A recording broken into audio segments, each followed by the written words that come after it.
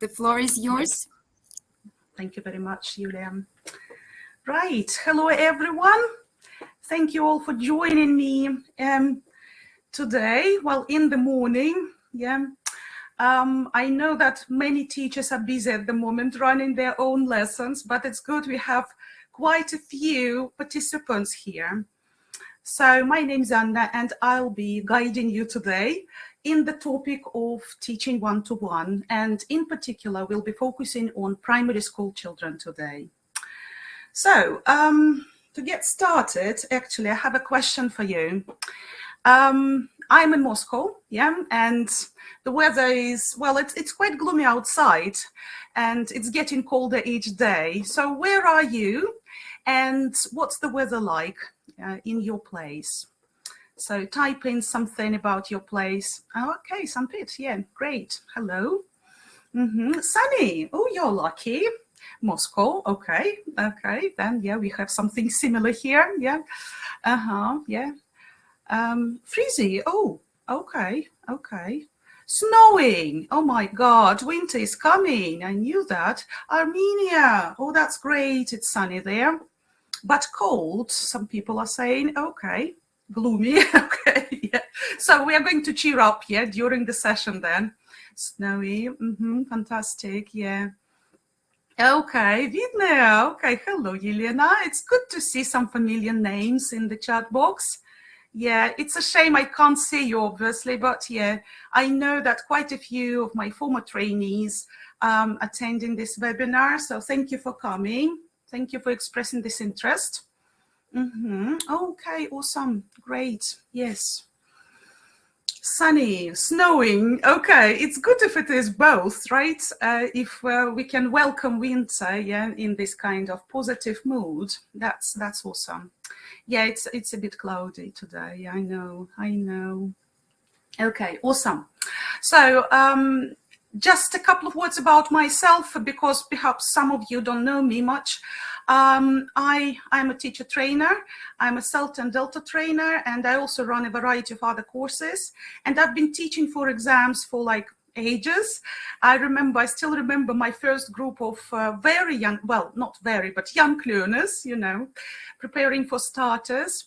And that's been a great achievement of mine, and then of course of my students. So today I'll be sharing some tips on how we can help young learners actually, especially when we work with them on a one-to-one basis. Okay, so let's get started.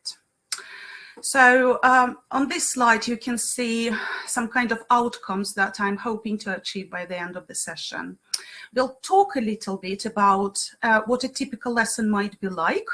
And obviously, if you work with one-to-one students, type in a plus, by the way, in the chat box, if you work with one-to-one students on a regular basis.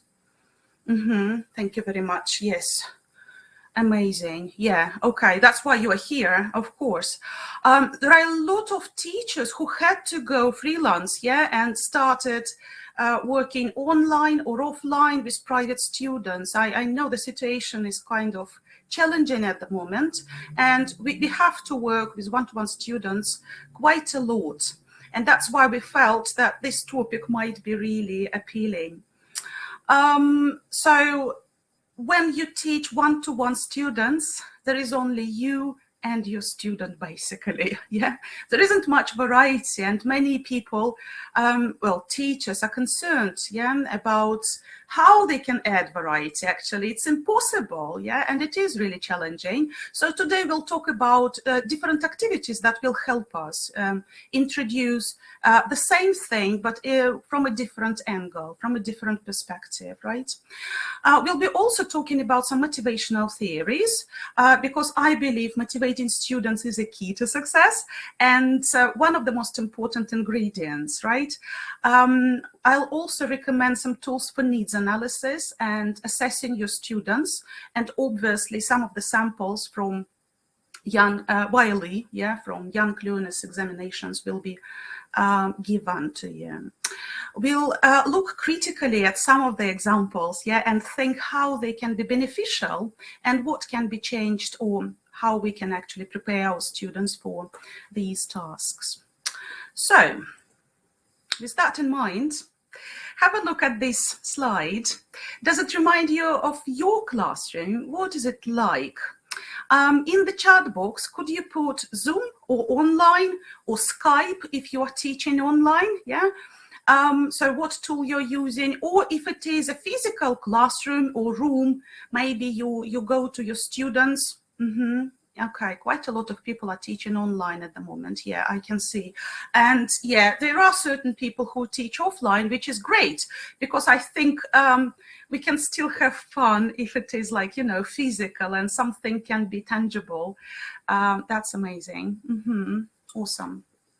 Okay, it's good to have a variety. Sometimes, yeah, we can run a combination of classes, like once a month, let's say. It can be offline, but most of the time it can be online these days, just to be safe. Yeah, I know. Yeah, student's house. Okay. WhatsApp. Yeah, I know some people use WhatsApp, actually. That's why I'm asking. Yeah, I'm eliciting the tools you can be using. Yeah. Exactly. So we have a variety of tools, and many people prefer Zoom because there are many features, many functionalities we can make use of. However, for one-to-one students, like breakout rooms is something we don't need, right? So yeah, so we can be more flexible about technology.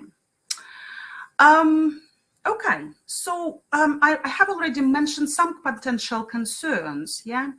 So when you plan a lesson for a one-to-one learner, quite often you're puzzled, like how to run it in a way so that the student is not bored, yeah? Or what to do, how to achieve timing, which is nearly perfect, yeah? It's harder with one student only. And sometimes the lessons may be cancelled, and that is a great worry, actually, yeah? And homework might be a cause of concern too, because some students are reluctant to do homework because it's boring. I remember, actually, yeah, a friend of mine and a colleague of mine, yeah, texted me a couple of days ago, like, my son doesn't want to do homework or something. And I understand, I totally understand why, right? So all of them are about motivating students, in my opinion. So we can solve whatever the problem arises, by motivating properly our students. Well, how and what do we mean by that? So first of all, I've got a short question. Yeah, well, a question is relatively long, but the answer might be relatively short. Yeah, you can just choose A, B, or C. So do you think motivation is important? If it is not really important, the most important thing, or it's one of the factors? Oh, okay, I can see. I think we are nearly on the same page, because many people think it's one of the factors, and obviously it affects the quality of our lessons. Yeah, if your children are motivated. Amazing. Now, what is exactly you mean by motivation? So is it a kind of carrot that your students are expecting to get, or it's something like not being punished for not attending a class, yeah, or something else? So what do you mean when you say the learner is motivated? Driver, a kind of driving force, yeah. Inside urge, exactly, Galina. Yes, okay, great ideas. Yeah, okay, Alina agrees. That's amazing, yeah. Okay, so yes, that's what motivation is like. Yeah, let's delve into this topic. I'm going to highlight some definitions from different sources. So first, we'll have a look at the definition at a basic level. Yeah, like coming from a dictionary. Yeah, Longman Dictionary of Contemporary English says that it is kind of eagerness, willingness. I've seen similar ideas in the chat box, to do something without being pushed. Yeah, so they do want to do that. For example, they usually want to play a game, don't they? There is a reason behind that desire, right, to do something. And that is this kind of driving force. Yeah. If we look at some teaching books, books for teachers, then we can see, like Scott Thornberry is saying that it is a driving force, but also he highlights that learning is a goal-oriented activity. So if we set goals for our students, they'll be more successful, hopefully. And that's why, of course, we can actually entice them to take a test, because that's a kind of motivation for them. It might be, at least. And if we look at different theories, motivational theories from psychology, for example, I'm quoting from the Psychology of Second Language Acquisition, you can see some other aspects related to motivation, but because motivation is a very complex phenomenon, right? It's a kind of want, need, desire, urge. It's something that we are hoping to get, or maybe quite the opposite, we are hoping not to be involved in, right? So different internal forces. So identifying something that your learners are good at and they want to continue, exploring that, and something that they're struggling with is extremely important. Now, at this stage, I would like to take a pause, and I want you to consider, what do you want to find out about your students? Like, what exactly do you want to know about their motivation? And how can you get that information? Is it possible to collect that information by asking a child, or there is something else you can do? So let's talk a little bit about needs analysis and diagnostic tools. So if there is an idea, just talk to a child. You can type a chat in the box, or I don't know, there may be some other ideas. How can you collect information about your learners? What do you want to know about them? Yes, a game-like quiz. I like this idea. So basically, we can run an activity for them, and we can observe, monitor them. Yes, we can talk to their parents. Absolutely. I think it'll be a lot more efficient, if we talk to parents. Okay, what else? Any other ideas? Pictures, absolutely. Yes, we use a great deal of visuals with young learners, and there is a reason behind that. Sometimes they can't express themselves clearly. They are not linguistically equipped, but pictures can help them reveal some of their preferences. Very good. And yes, of course, you can ask them questions. Getting certificates. Oh, that's interesting. Like encouraging them to take a test, you mean, or giving them certificates? I didn't quite understand that. A placement test. Yes, okay. Of course, you can use a formal assessment tool, such as a test. Definitely. Cartoons. Oh, that's interesting, Natalia. I think we can make use of different types of videos, of course, but how we can assess what they really like, so probably some questions or something else will be necessary. But yes, you got the idea. Yes, exactly. So as a kind of warm-up activity, at the beginning of the lesson, we can keep collecting information about our learners by asking them simple questions, like, do you like ice cream, for example, or how many brothers do you have, or something else, I don't know, depending what you want to know about them. Yes, a questionnaire, that's kind of challenging, because sometimes the kids of this age group, they're not literate enough, to follow all the questions and to respond to them. But yes, it can be somehow graded, and you can use some pictures to help them understand what you want to ask about. Absolutely. Okay, thank you for sharing. So if we just simplify all the theories, motivational theories, we can split motivation into two things, right? The first one will be extrinsic motivation, and the second one intrinsic.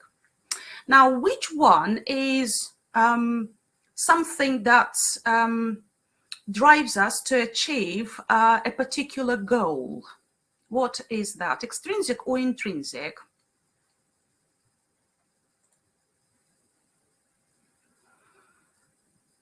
Oh, that's interesting. You think it's intrinsic.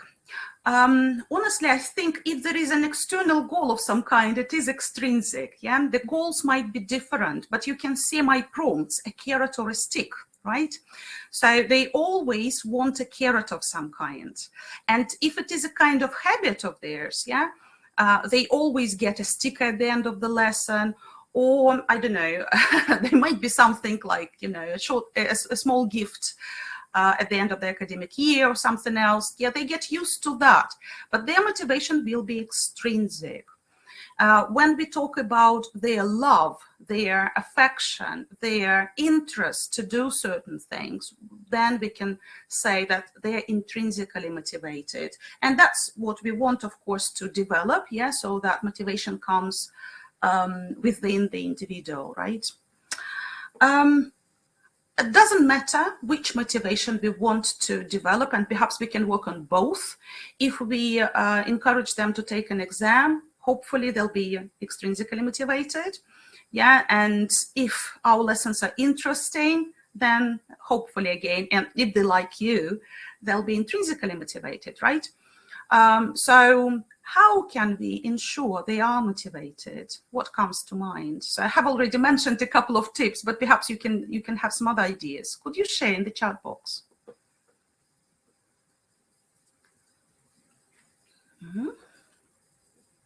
Yes, active participation. Yes, get them interested. Perfect. A new tablet. Well, it will be extrinsic. Oh, sorry. Yeah, extrinsic, of course. Yeah. A competition. Oh, that's interesting. Bribing them. Oh, right. Okay. So please don't indulge them their every whim. Yeah. Prepare tasks. Yes, exactly. Very good. Interacting with them naturally. Yeah. Feedback at the end. Yes, absolutely. Yeah, those are great ideas. Thank you very much. I'm going to refer to Penny Ear's suggestions. Yeah, she's talking about several things. The first one is taking every opportunity to show them that English is useful. It's important. That's how you'll be able to use it later on or something. Yeah, or you will need it, like, I don't know, in a couple of years or whatever. Yeah. One of the ways, of course, to set a goal to take an exam, but they might be something else. For example, if they are going on holiday soon, yeah, then by fostering their self-image as a successful language learner, yeah, and this is, I think, is extremely important. Yeah, promoting learner autonomy, helping them become better learners, and then therefore they will hopefully like this learning journey. And ensuring, of course, that the choice of activities you are using in your lessons are interesting, appealing, relevant for them. Yeah, yes, the choice of topics I can see you're highlighting, and many other things. Yeah, like techniques, choosing what to use, how to keep them engaged. Absolutely, great ideas. There was one thing, interaction, in the chat box that I want to comment on. Yeah, when we work with one-to-one, there isn't much variety in interactions, right? There will be a child talking, you're talking to each other, and that's it basically. Yeah. So to add variety to interaction patterns, perhaps you can use different roles. Yeah, occasionally. You can play games, exactly, yes. Or you can change, I don't know, their routine activity, changing their place where something is happening, so that there is this kind of, again, change of role imposed. Yeah. So, for example, if you are at the child's place, you can ask them to take a seat near the window to talk about the weather. Yeah. Yes, exactly. You can use toys as well. Yeah, that's another way of entertaining them, changing this kind of dynamic. Yeah, absolutely. Yes, great. So, to motivate learners, we need to grab their attention. And for that, of course, yeah, you have already used quite a lot of ideas what can be done. Yeah, using a visual, using a toy, a realia, or something else. I think it's relatively easy to find something you can start the lesson with in an engaging way. But then the most challenging thing is to keep them motivated throughout the lesson, right? So that they are still challenged and interested. And for that, again, the choice of activities will be a key. And also we can talk about the level of challenge. Yeah. And if you see they're struggling, they're not ready to do something, yeah, you need to add more scaffolding there. And quite the opposite, yeah. If it is easy, you can actually go faster, yeah, and changing the activity might be a good solution at that stage.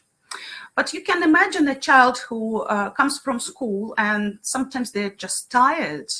They don't want to do anything, yeah, they're reluctant to participate. So perhaps it's not a good idea to start something serious, yeah, studying new grammar or reading a long text or something like that, yeah. So perhaps you will be changing some of the activities on the go, responding to their needs and thinking on your feet. But anyway, having a variety of activities up your sleeve is a very good strategy for lessons like that. Now, let's consider young learners in general. And of course, we are focusing on primary school children today. I am highlighting a few prompts, yeah, some areas we need to consider when we talk about young learners and what they're like their physical characteristics, their physical needs. What do you think the second symbol is about? What kind of needs, characteristics can we consider? Okay, I'm looking forward to getting your ideas. Emotions, exactly. So quite often kids are vulnerable, yeah, and they don't know how to express their emotions. Yes, communication as well. Yeah, their social skills are hardly ever developed at this stage.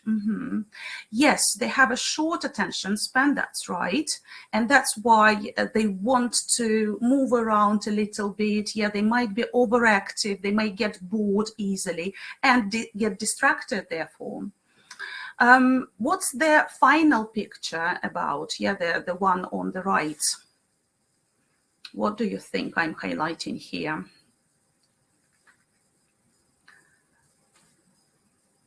Okay, so perhaps you thought it's about short attention span, but that's not only that.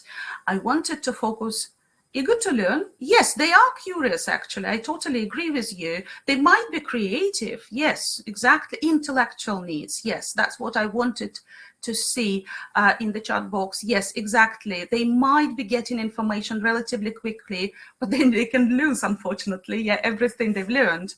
Yeah, so recycling and revision and recycling activities are very important.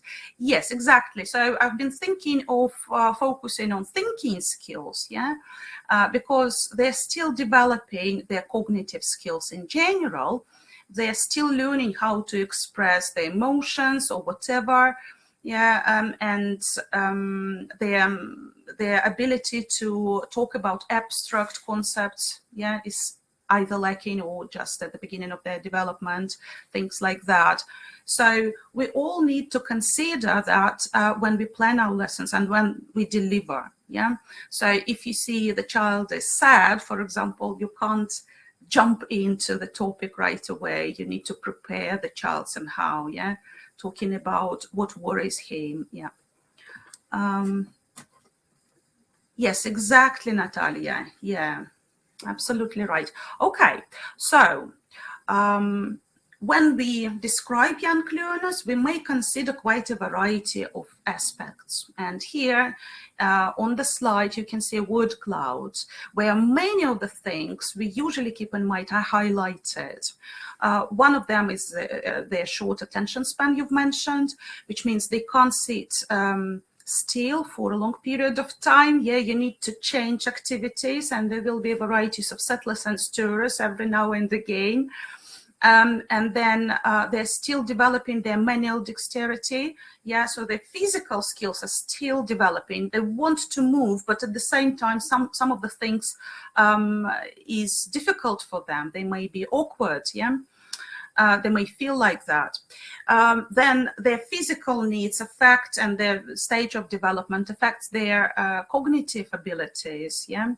And that's why basically we want to develop their fine motor skills to help them, you know, intellectually develop too. Quite often they don't know terms, yeah, in English, like their meta language is basically unreliable, yeah. So if you say it's a noun or it's the subject of the sentence, they don't respond well to that because it's abstract. And social skills, I have already mentioned that they're still developing, and we need to teach them how to respond to people in a variety of situations.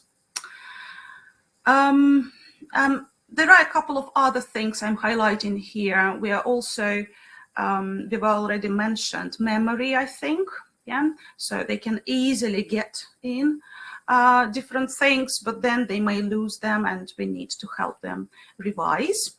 And positive reinforcement, that's something that can work, yeah? And they don't have to be stickers or stamps or sweets, please no. You can just praise them verbally, praising them, highlighting their the progress they are making, yeah?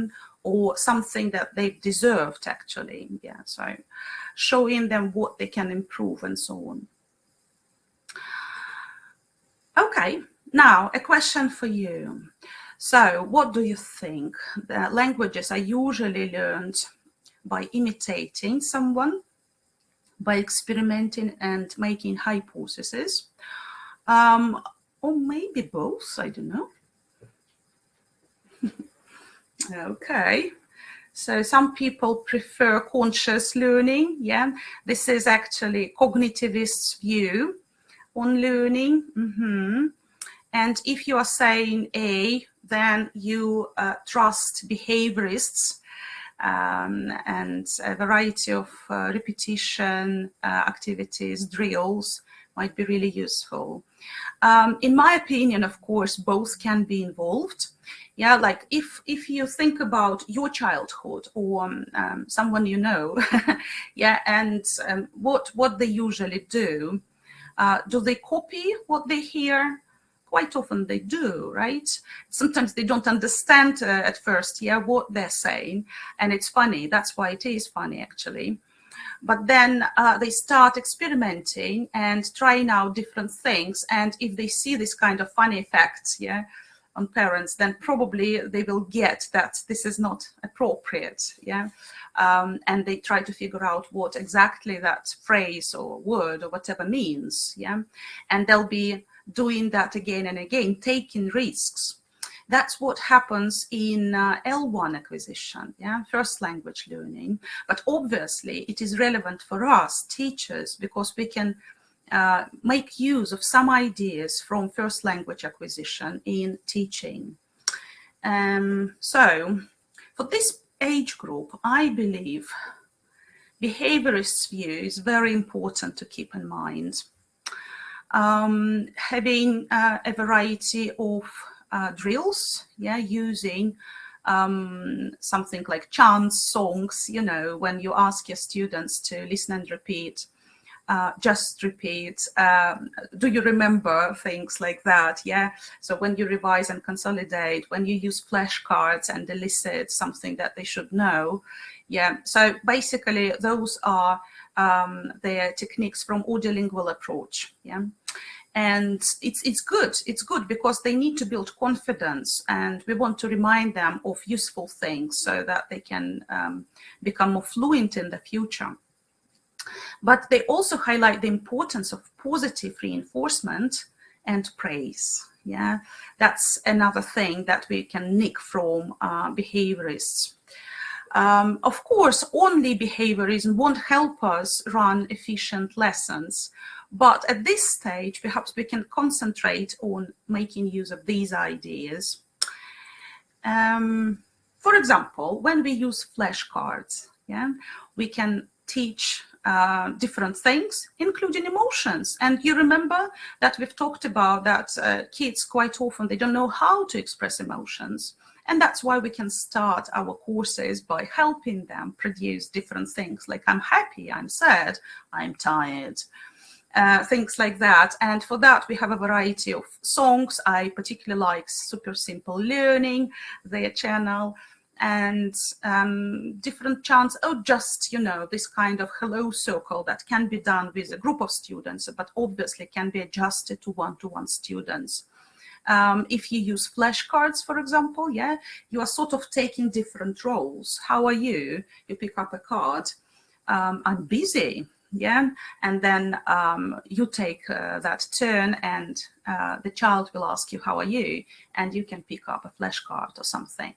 So do you work with flashcards with your young learners?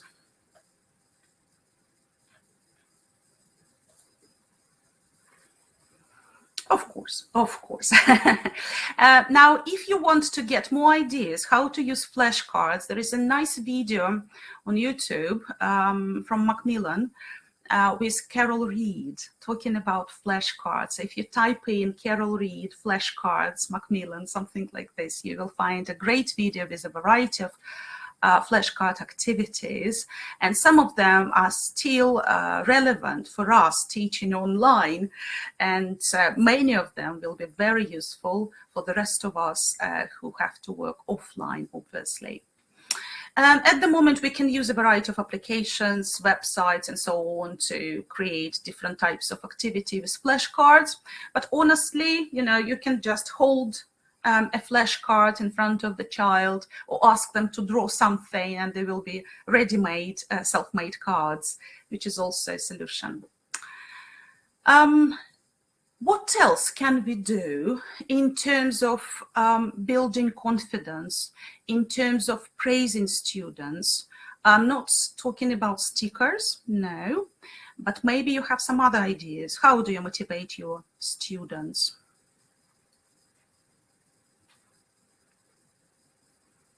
Anyone? It might take some time actually to respond. Praise. Okay. You mean just saying good job, things like that, right? Yeah, of course, of course. Any other tools, techniques? Stickers, yes.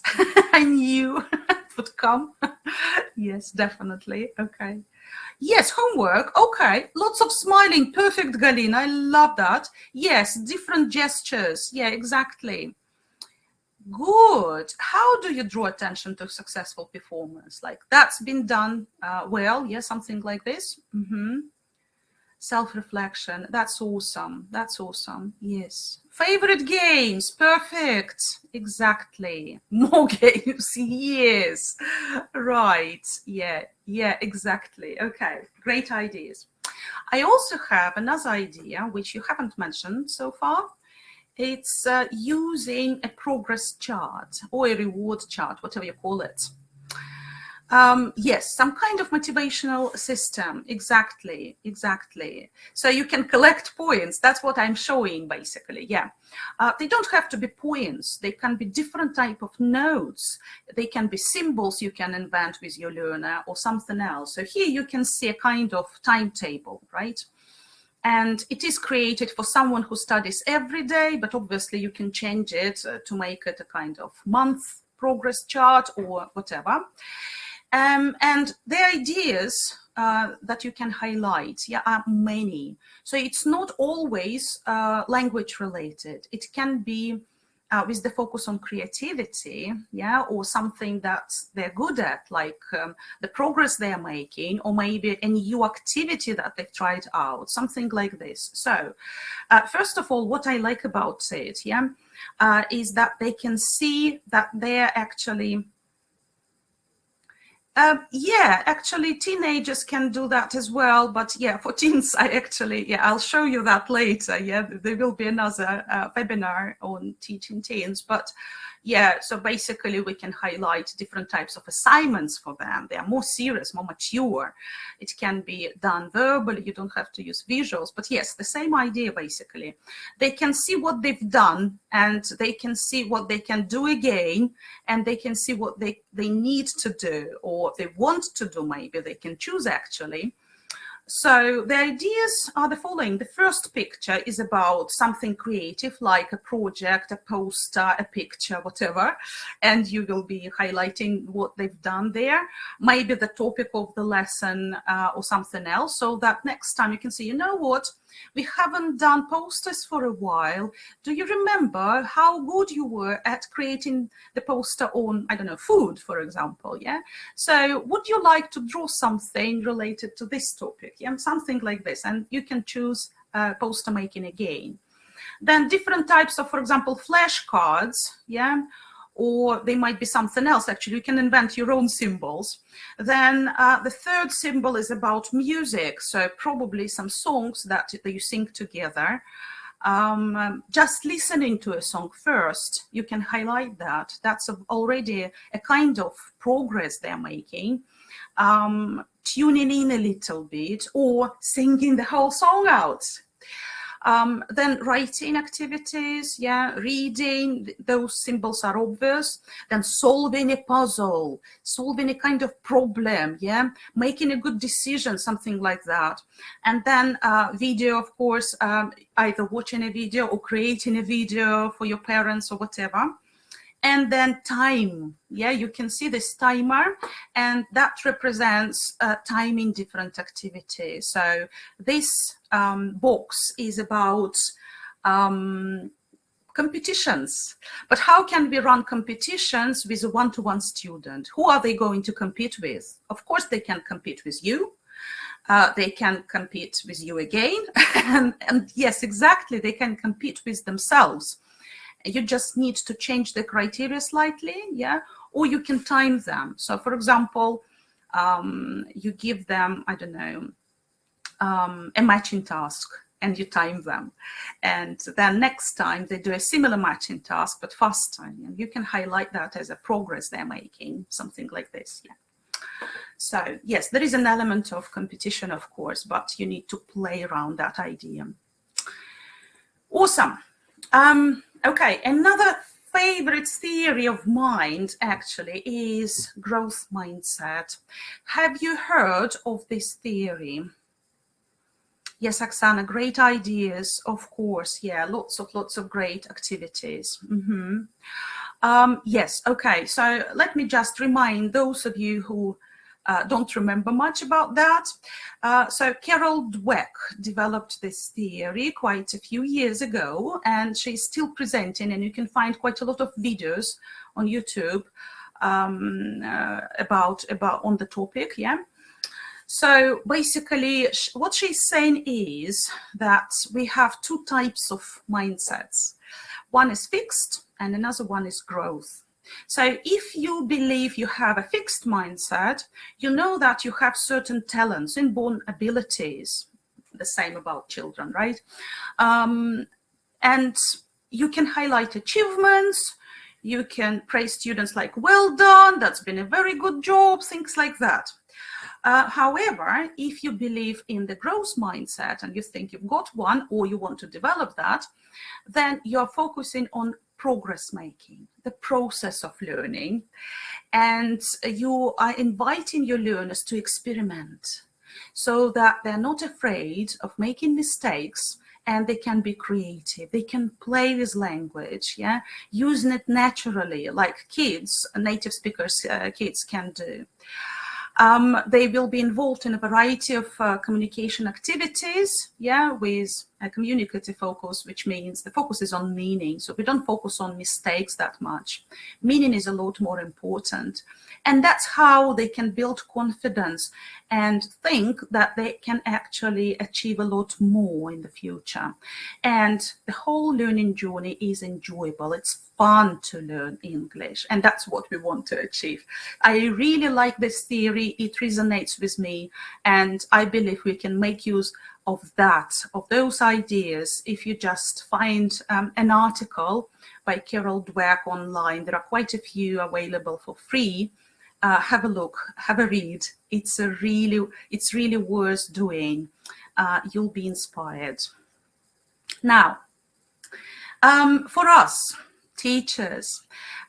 We have already talked about many different things we can do, sort of embedded in our lessons, yeah?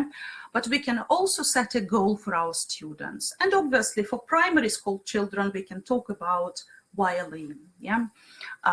Young learner examinations. For primary school children, there have been 3 tests designed. They are starters, movers, and flyers. So if you know a lot of things about these tests, let me know, type in a plus in the chat box. I'll be highlighting some of the benefits of the tests, and obviously we'll have a look at some examples from the tests. Well, first of all, there is a nice way of connecting all skills, yeah, putting them together in one test. So they're sort of integrated to a certain extent. Okay, it's good that we have some people who don't know much about that, because I'll be giving some basic information about the tests.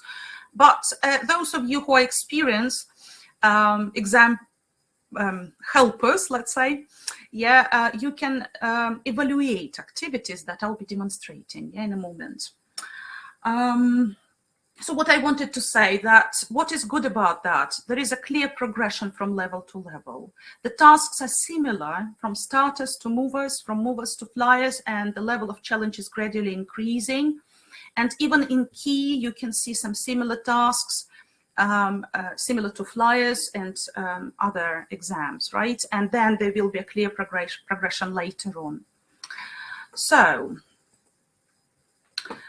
what I like about these tests, they are level appropriate, they're age appropriate, they're useful, they're great activities. So you don't have to change them much if you run a lesson on that. Yeah, you can make use of the visuals, you can use a variety of tips from the resources. And of course, there are many resources available at Cambridge English website. I'm sure Yulia will help me post the link to that website.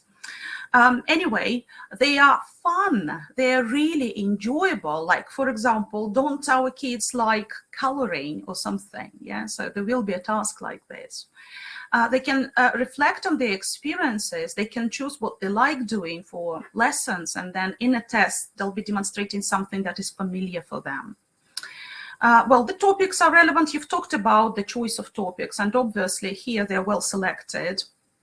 Then there are many different activities, tasks that are really appealing to this age group. And what I like is the focus is often on understanding, on developing skills rather than just accuracy for the sake of not making a mistake. That's a different story here.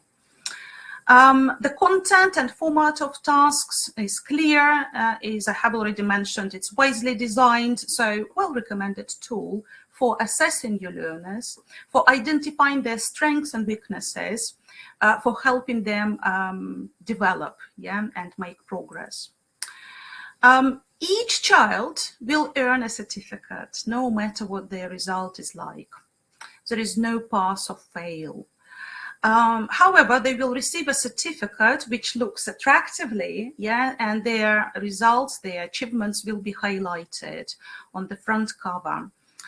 There will be those Cambridge shields highlighted for them in all 3 areas. What is great is that at the back of the certificate, there are certain descriptors.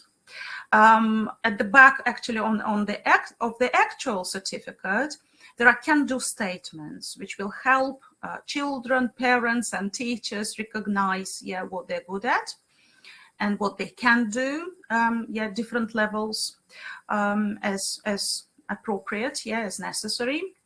And another thing that they'll be issued is their, what do we call that?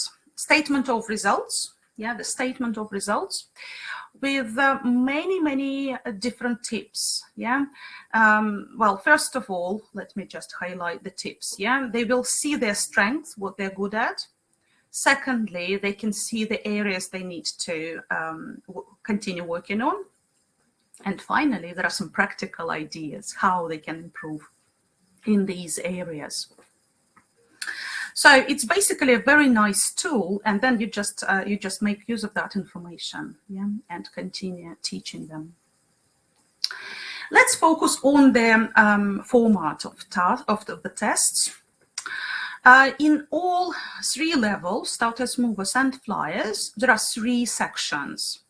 There is listening, then reading and writing paper, and speaking, which can be done separately, but usually it is on the same day.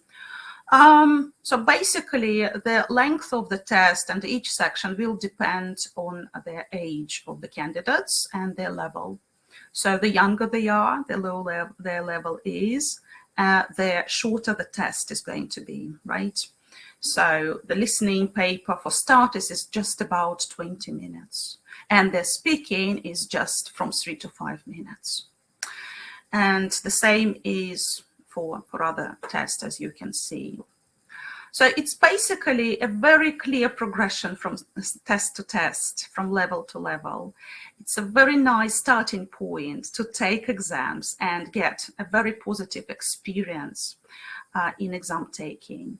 And in my personal experience, all my learners who started taking exams from these levels, you know, relatively low levels, yeah, they would get it as a habit, and they would continue taking exams, well, at least up to first, yeah, like B2 level, but quite often further. Okay, over to you. What do your students find easy? Have a look. Is it A, B, C, or D?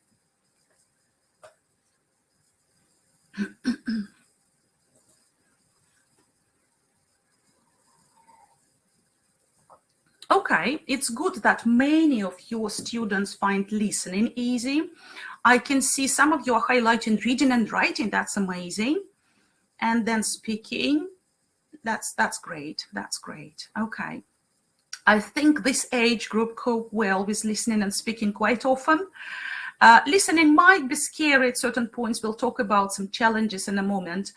But reading and writing is the most peculiar paper for them because their literacy skills are still developing. We've talked about that, so that's not surprising for me.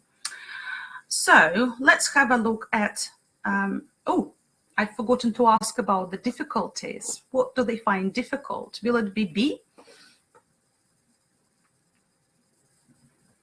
Okay. Okay, some people say speaking. Interesting. Yeah, okay. And well, obviously our learners are different, yeah, and they have different areas of weaknesses and strengths, and that's amazing. That's why we like working with different learners. Yeah, so that's one of the things they can find difficult. So let's focus on listening, on the listening paper first. And here I'm highlighting the first part of listening, which is basically listen and draw lines. Now, what is good about it? Yeah, the good thing is that in starters, movers, and flyers, listening part 1 looks nearly the same. Yeah. So again, learners will be familiar with this task. They usually like this type of task because it's relatively easy to identify names and people in the picture and then draw lines. However, of course, it can be challenging, and some challenges will be highlighted in a moment. So to give you a hint what it is like, yeah, I've got an extract from the script. So that's what kids will have to do. They will listen to this recording and they will have to identify Pat and that he's holding, I'm sorry, a cat or something. That's interesting. I've confused Pat as a boy, yeah, or a girl, yeah, and this name is tricky because it can be used for both. That's one of the challenges I wanted to talk about. So yeah, that's basically it. So they will continue doing the same thing. It's very good to have an example in front of them. Yes, with an extra name, you don't do anything. So it's just a distractor. Yeah, that's a good question. So to complete the task, they will have to, well, first of all, to look at the picture and get the idea what people are doing. That's kind of they're ready for. Then they need to read the names. Yeah, so if your learners are low levels, you need to help them recognize all names in written form. Then, of course, they will have to understand what the people are talking in the recording and identify people, yeah, and then draw lines. So the progression is like this. And let's have a look at the first thing they may find challenging: names. So here I'm highlighting the most common names used in starters. You can find the full word list on the website, Cambridge English. And there are many other useful things. I'll be highlighting them a bit later. But yeah, if you want to prepare your learners for the test and help them pass the test with flying colors, then probably you need to know which words you need to teach so that they're confident about nearly everything. So have a look at the list. Can you figure out all the names?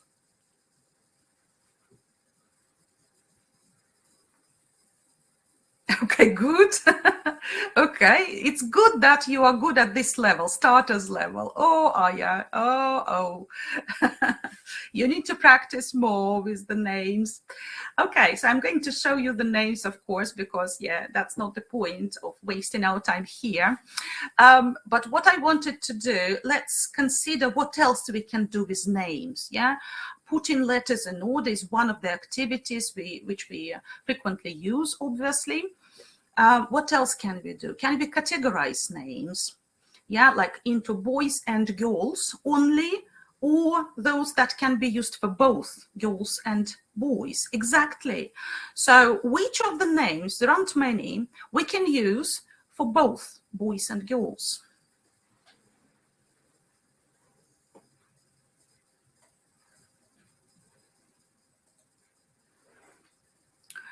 Yes, Pat, Alex, Sam. Yeah, two more. Kim. Yeah. Yeah, perhaps something else. Okay, but yeah, you recognized most of them. Yeah, exactly. So that's something tricky. That's something to teach. That's something to highlight. Yeah, you can label Pat as a Patricia or Patrick in different lessons. And you will see surprised faces. Yeah, but it's good. Well, I'm saying faces, but obviously if it's one-to-one, there will be one face in front of you. But yeah, they might be surprised. That's what I wanted to say. Exactly. So to avoid confusion and to help them prepare for the test, it's good to teach that. That's the first thing. Secondly, we can actually talk about what they stand for, yeah, with higher level students. I mean, a little bit higher than this level. Yeah, you can talk about what Alex stands for, what Pat stands for, and things like that, you know. And you can simplify the task and put it into practice, like on a regular basis as a kind of warm-up activity at the beginning of the lesson. You can give different pictures, topic related. Yeah, for example, today we are talking about food, then you can see food. But if the topic of the lesson is something like animal related, then you can highlight animals. And you can say something like they usually hear at the beginning of the listening part. Here, look at the pictures. Yeah, what do the children like to eat and drink? Listen and look. There is one example. Let's start with Grace. Grace likes to eat some bread for breakfast. Can you see the line? This is an example. Now listen and you draw lines. And then you can actually take turns with your students saying something about one of the people here. Yeah, like Alex enjoys breakfast and Alex likes to eat a banana for breakfast. What about May? and the student can join you and challenge you, you will have to draw a line. Yeah. So they can choose actually what they like. But, you know, this kind of turn taking is more entertaining, engaging, and challenging for the student. So that's an idea for this task. So as I have already mentioned, in all tests, starters, movers, and flyers, listening is nearly the same, but the level of challenge is increasing. And in flyers, you will see that there are certain, well, distractors, we can call them, yeah, confusing elements, let's put it this way. So we have a couple of boys who look similar, or they are in the same place or something near one another, yeah, and the descriptions will be very similar, something like that. And it's very important to listen to the end of the test to avoid distractors, to be able to identify the right answer. So that's the challenge of flyers. Okay, so obviously we need to help our learners develop listening skills. So what can be done? Any activities that come to mind? Have you ever used drawing dictations with your students? Okay, hopefully yes. So that's an idea I'm going to talk about. So you can either, very good, yeah. So you can either dictate something, yeah, on your own, which is, of course, with the focus on listening. So the student will have to follow your instructions, and you can see the example instructions here. Like draw a big house, draw a small tree next to the house, and so on. Of course, you will be taking pauses, letting the child finish that drawing, and so on, but it should be done relatively fast. So it's important to demonstrate the child how to draw things relatively fast. Yeah, like a stick man or something, and then a house can be drawn easily, and so on. And then, of course, you can take turns, and the student will dictate things like that, and you will have to draw. What is important is what you do afterwards. Yeah, you can ask the child to describe the picture. Yeah, or you can ask the child to point to certain objects, like we do in speaking part 1, for example. Yeah, where is the sun? Where is the tree? Yeah, what's the boy doing? Things like that. So you can prompt them further. They can also say sentences on their own without any prompts, and they can also write about the picture, which is very helpful for writing preparation. Yeah, so basically those are ideas for different type of dictation activities. Okay, so let's focus on some of the principles of language acquisition and learning.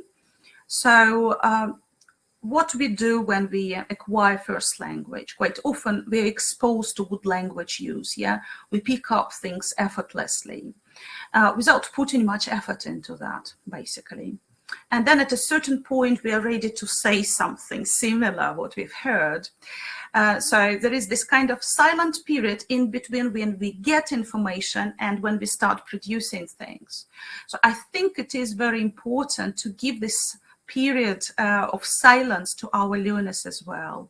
At the very beginning, when you work with younger learners, yeah, like 6, 7-year-olds, probably they won't be ready to produce things right away. And that's why we use an element of total physical response, like listen and do type of things, like following instructions. They can do that, they understand things. They can clap their hands if they hear the word that you want them to identify or something like that, but they won't be saying anything.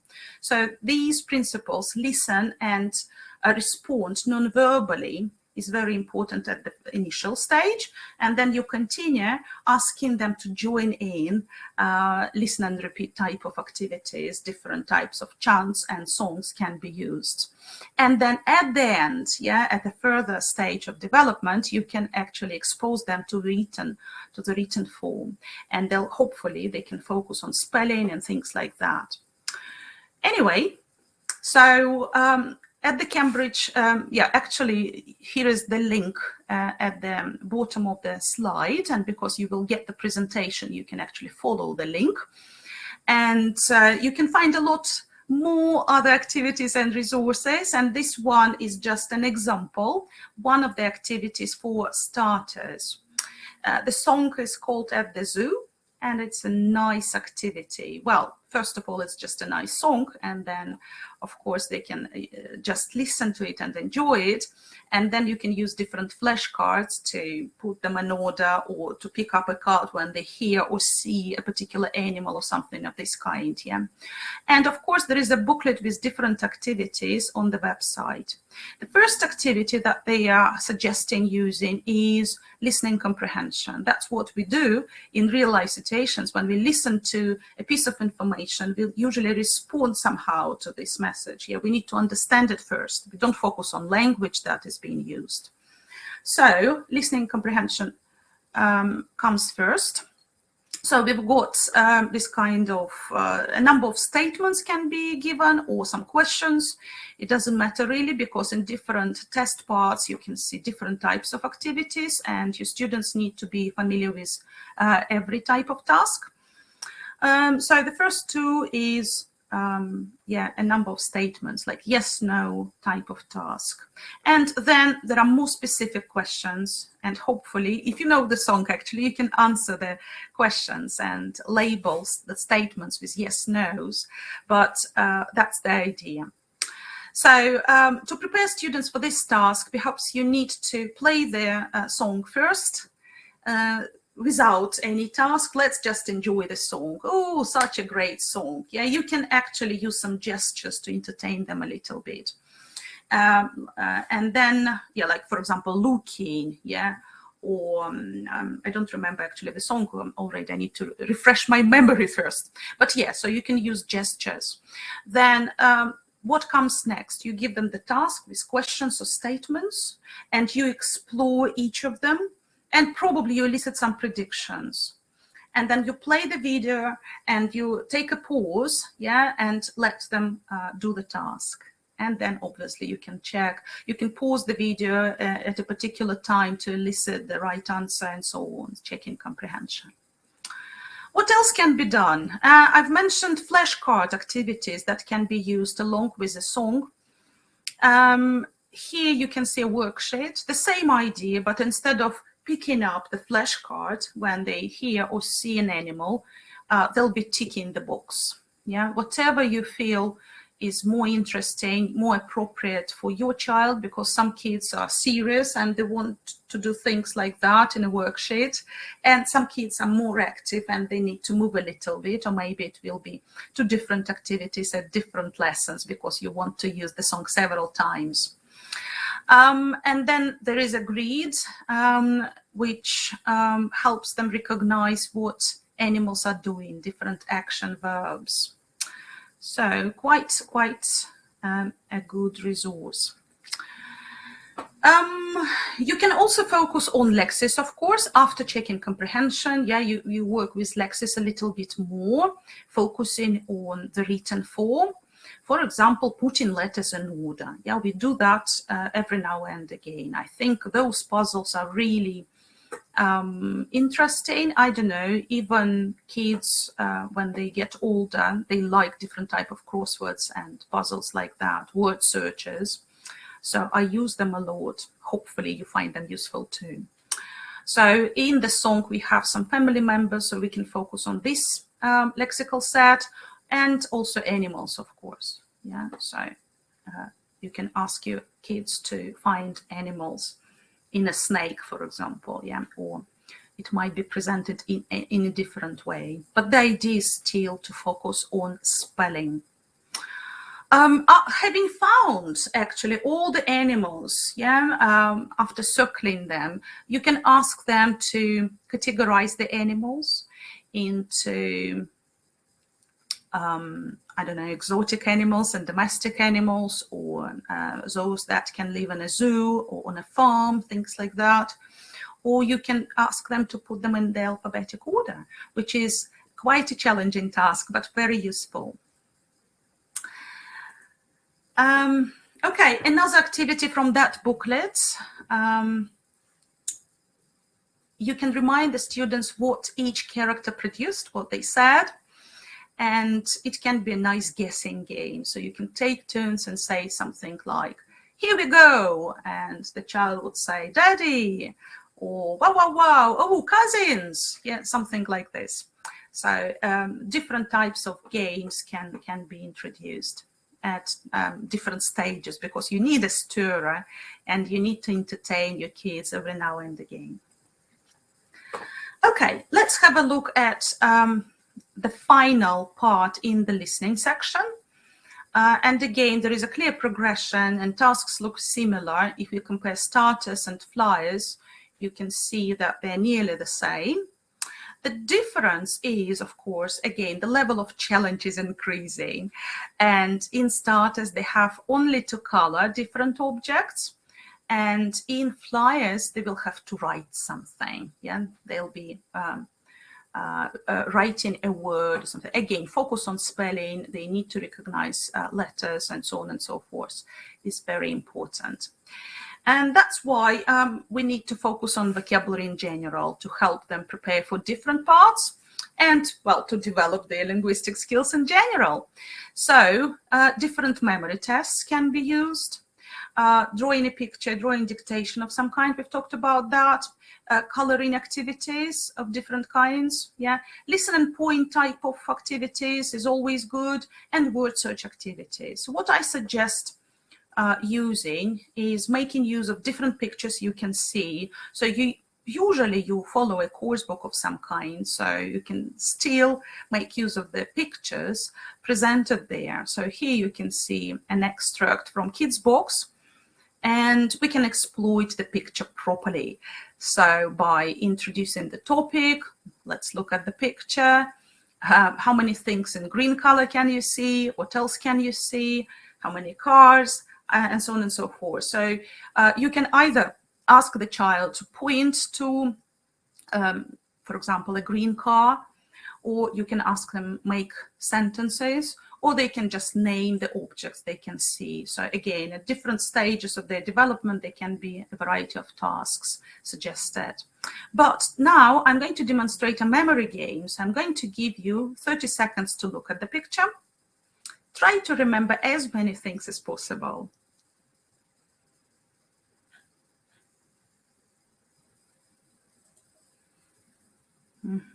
Okay. So now I'm going to test you.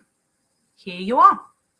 So with a child, of course, you can use a dice, yeah, either an online tool, like free online dice is available, or the real one. And actually, if the child has a die, yeah, they can roll it themselves, or you can do it, yeah, or you can take turns if you are at home. So basically the thing is, you roll a die and you choose the question and try to answer the question. So for example, if you see number 4, you can say, where is the boy with the kite? And obviously we don't remember, so we look at the picture again. Yeah, and then we answer. Yeah, he's in between a big tree with a cat and yeah, girls playing, something like that. Yeah, so that's basically it. So you can prompt your child, of course, and before you start playing that memory game, you need to elicit most of the things, otherwise it won't be fair and manageable. Yes, but yeah, that's great. Some of you do remember. So that's a memory game. What else can we do? We can focus on words, yeah? So what do you remember from the picture? Which words appeared there, were illustrated there? So let's focus on letter B. So use the chat box, please. Type in as many B words you could spot on that picture. Bus, absolutely right. What color was the bus? Do you remember? Baby, absolutely. Boy, yes, great. I think there were a couple of bikes as well. Yes, the bus was yellow, absolutely. Blue car, awesome. Yes, okay. So basically, yes, you can brainstorm that and prompt them, yeah, like, and the color, and yeah, and another object. And what could you see behind that? Yeah, something like this. And you can elicit quite a lot of words. So I'm not going to elicit all of them, but that's the idea. The principle behind that is this game, I Spy with My Little Eye. Yeah, and you can play using realia a lot. Like if you study at the child's place, you can look around and play this game at home. Even if the lesson is online, it's still manageable to play that game. And yes, that's what I'm suggesting here. Actually, here on this slide, there is this kind of activity. And I'm using pictures just to illustrate how we can substitute real objects. Yeah. So basically, we don't need a picture in the course book. Quite often, we can use what is around us to play the same type of activity. Another way of playing with flashcards, yeah, or objects they can see around themselves, is to give different instructions.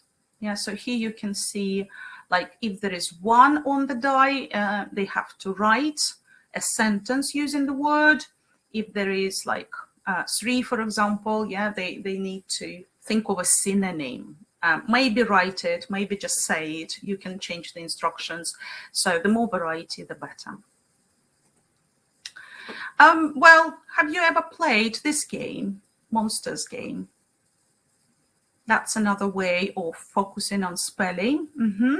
And you can use it, yeah, or Shark game. Yeah, okay, there are many different varieties, basically the same as Hangman.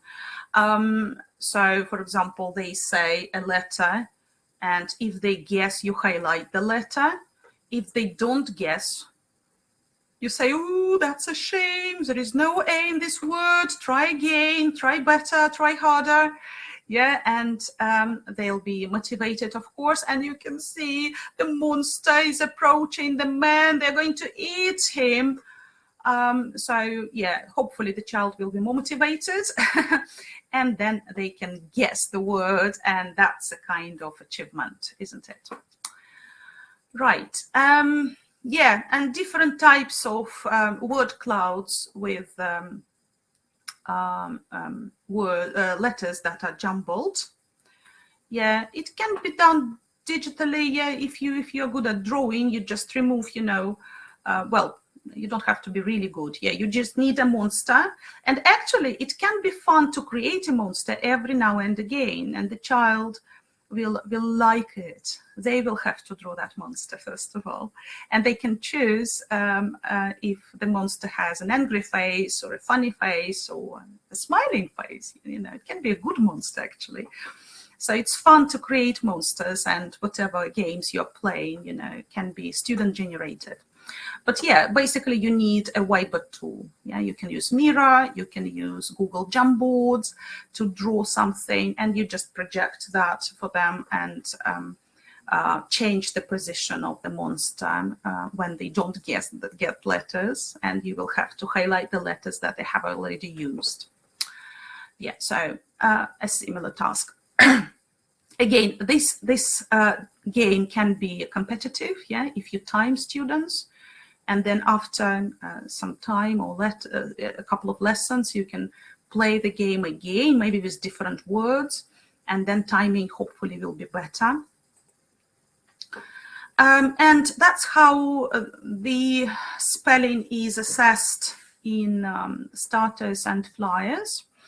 So in starters, basically, they have to put letters in order, which is a nice activity. Yeah, it's usually fun and manageable. And of course, it's slightly more difficult in flyers. They have to read and understand the definitions and label them. But the same idea, focus on writing. Okay, so I think we are running out of time, but basically that's the guessing game based on flyers labeling definitions activity. You can create it yourself by using a graded dictionary. Yeah, here you can see 5 extracts from Essential British English Dictionary, and you can create a variety of definitions based on the topic of the lesson, but level appropriate. Yes, word wall as well. Yes, Julia, that's right. There are many tools, yeah. Yeah, and if your kids find it difficult to work with definitions, you can prompt them with pictures, of course, and elicit the target vocabulary. So you can see I'm using the same words for definitions and pictures so that you can use a combination of both. And in the first lesson, perhaps you can use pictures, and then later on, you can focus on reading and help children recognize the same concepts. Okay, so a couple of words about speaking. In speaking sections, there are several tasks. And in starters, for example, the test starts with a greeting. Yeah, we say something like, hello, what's your name? And the first task itself is working with a picture, seeing picture. Which is similar to what we did when we talked about that memory game, remember, which comes from the book, the picture which came from the book. So we will ask something like, where is the tree or where is the car? And the child will have to point to them. And those non-verbal responses are very useful because they will help build confidence. And the child will be praised for being able to recognize different objects on the scene picture. And then the object cards can be also used for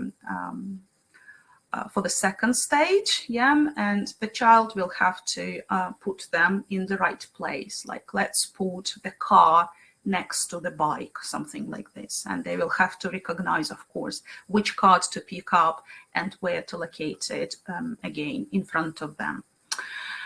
There will be some questions related to the scene card, like talking about the people, like what's the boy doing, for example, and some questions about the object cards. Yeah, what's this? Do you like this? Yeah, and like, for example, what's this? It's a cake. And do you like cake? Cakes. And what do you usually have for breakfast? Something like this. Very simple conversation based on the topic. And some personal questions towards the end of the interview.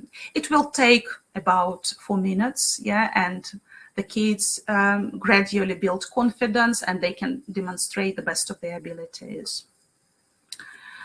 To develop speaking skills, we can use a variety of activities, and that's the one I usually like recommending, to involve all the variety of senses, feelings, and so on.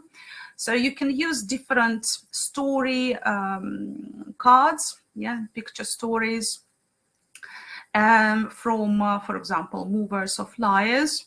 And you can ask kids to identify what they can hear. So, for example, the car can be heard, yeah, or people are talking, so you can hear that. Or you can ask them what they can see there, and obviously they'll be pointing to different objects there. And different feelings can be also described, yeah. How do you think the people are feeling? So all these symbols represent something, a kind of prompt. It doesn't have to be verbal, but it can be a verbal prompt, of course. But quite often what you do, you just point to the thing. So for example, if you point to the eye, the child will have to name something they can see in one of the pictures. And then, of course, the child will be challenging you by pointing to the heart, for example, and then you describe some feelings, some emotions, like this person looks tired. I think they've traveled a lot and the weather is relatively hot, so they might not be very happy about that. Yeah, something like this. So that's a TV activity. There is this kind of element of moving, and kids really like pretending they are turning on the TV and they can play around with it for a while. Okay, another benefit of using YLE materials for your lessons and encouraging your students to take an exam is that, that there is CLIL component. In part 4, in starters, you have a text about something, and the content is actually semi-factual. It's very good, it's very useful, it prepares them for real-life skills. There are a lot of visuals, of course, to scaffold, to help them understand the whole idea. And of course, you can make use of the visual prompts by creating different types of tasks like matching, writing words, copying words, different types of racing dictations, and so on. And then you can ask, yeah, okay, Ksenia, I'll answer your question in a moment. And then you can ask the kids to read the text and choose which picture actually is best for illustrating that. Yes, so the best books for preparing for different exams. Well, yes, I like fun series, Yelena, yes, I agree. There are many others, like kids' books I've showed you an extract from. Also, there is this kind of exam component. Super Minds is a good series of books. And there are many, many others. Just have a look at the label, Cambridge Starters, Cambridge Movers, yeah, lots of them. And obviously you can find a variety of free resources online. With an element of CLIL, you can teach basically content area, yeah, some kind of subject. So there is an idea behind that, either teaching biology or geography or history or something like that, cooking, yeah, whatever you want to teach, whatever is interesting for your learners. Maybe they're interested in photography, you can talk about that, but you'll be using English for that. So they're learning both content and language. So there is an element of CLIL, content and language integrated learning. So I like running lessons with that idea in mind. So there used to be a lesson in Super Minds, one of the books, with some cultural components, talking about different countries. And there was a reading lesson, which was quite challenging for my 6-year-olds. So I decided to prepare them for that. And we created a whole quest based on different countries and things associated with different countries.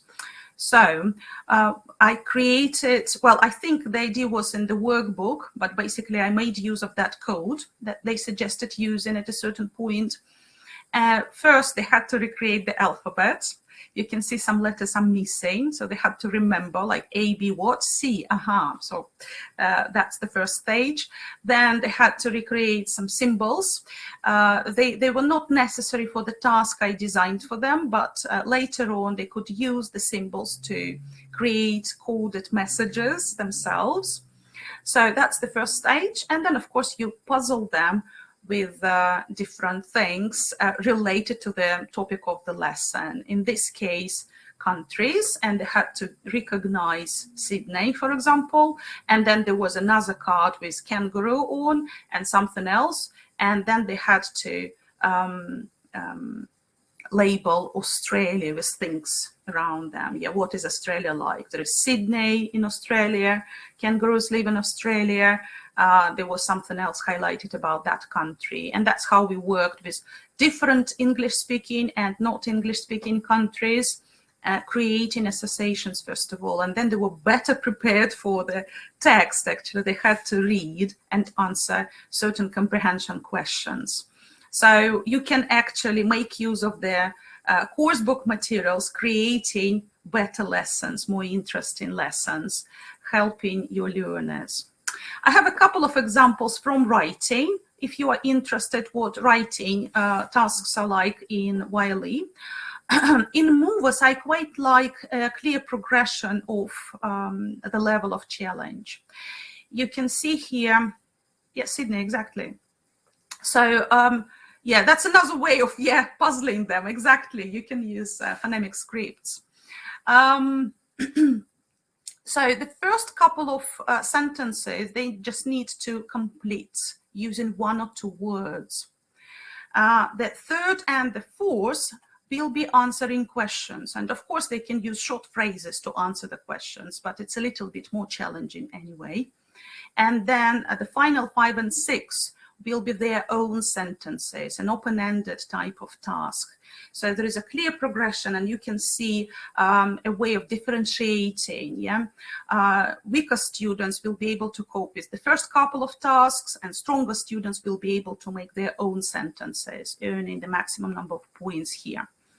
And they can earn quite a few points if their sentences accurately represent the pictures, and if their answers are easy to understand, if they are written accurately.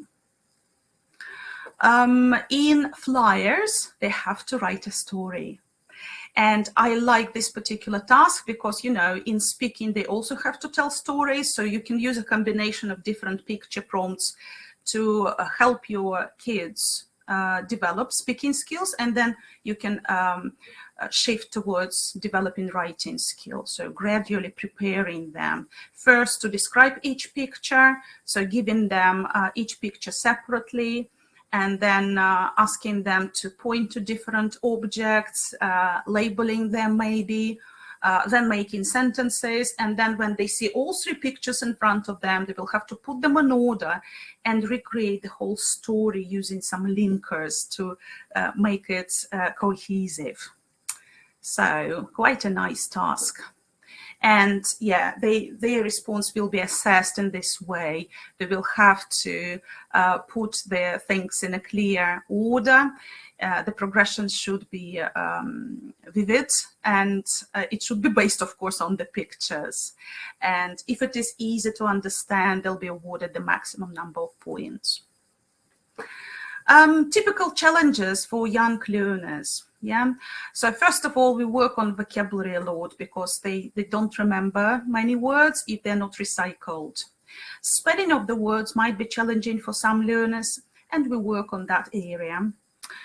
They need to understand certain structures. We haven't talked much about sentence level today. We'll be talking about that later. And reading longer passages as well. Yeah, those challenges are for high-level students. And dealing with words which are unfamiliar, like ignoring them, not being stuck every now and again, and then some distractors. So this is something that can be trained easily. And for that, I have a couple of tips here. If you ask your learners to write words or phrases on a regular basis, yeah, that'll be awesome. You can collaborate with your learners by writing one thing at a time, yeah, if you take turns. And obviously, whatever their preferences are, try to meet them. I don't mean, of course, indulging their every whim, but yeah, it's quite good if you keep in mind what they like doing. And then writing for someone, like, let's create a text message, yeah, let's send it to your mom. Something like this can help. And of course, using a variety of prompts can motivate them. The philosophy that is behind all the activities that I've highlighted for you is good practice in primary teaching. Yeah, so whatever they do, they are making progress. Don't forget to highlight that. So hopefully your lessons are stress-free environment, and you can find some tools, some ways to keep them engaged. And of course, if you entice them to take tests like this, yeah, you will help them learn better and encourage them, I don't know, to start this kind of learning journey with this positive experience. Again, Cambridge English website is full of resources. You can find sample tests, you can find booklets with different activities, word lists, posters, everything that can be downloaded and used in your lessons. You don't have to buy much. There are a lot of games, applications that you can use with your learners. for free. And let me just highlight the stages of a lesson that you can rely on. Oops, I'm sorry, there is a problem here. Who can help me? What's the first word here? What do we start a lesson with? We say, hello, how are you, right? And then we can do a little bit of revision, exactly. And then we can focus on new language. Okay, such a recovery. And then a little bit of moving around can be used, yeah. And then you can focus on a serious task, maybe reading or listening or something else, yeah, or maybe studying new grammar, whatever. And stories are great fun. So perhaps you can finish your lesson with a nice story, either a new one or something you've read already and you want to recycle. And then, of course, at the end of the lesson, there might be something, okay, let's choose what you want to do at home. Yeah, and you can give them options. Would you like to read something at home or draw something? Would you like to create a series of instructions for me? Something like that. So by giving them options, you're motivating them too. So that's your teacher's role, actually, to motivate your students to choose a variety of activities, to go at their pace, and their pace might be different and quite surprising, actually. Sometimes they go fast, sometimes they are really slow. And then clear boundaries, rules, expectations, and you can promote learner autonomy by making them better learners. Any questions at this point? I'm about to finish. I'm overrunning, but it's a habit of mine. I'm terribly sorry. Okay, I can't see any questions in the chat box. So hopefully all the ideas that I've highlighted for you were relevant. And if you're working with this age group, thank you very much, Galina. That means a lot. Yeah, thank you. Okay, awesome. Yeah, thank you everyone for joining me today. Thank you for being active, for helping me run this webinar. And I'm inviting you to 2 other webinars. We'll be talking about different age groups, and hopefully I'll be able to share something else that you haven't heard of, or maybe it'll be just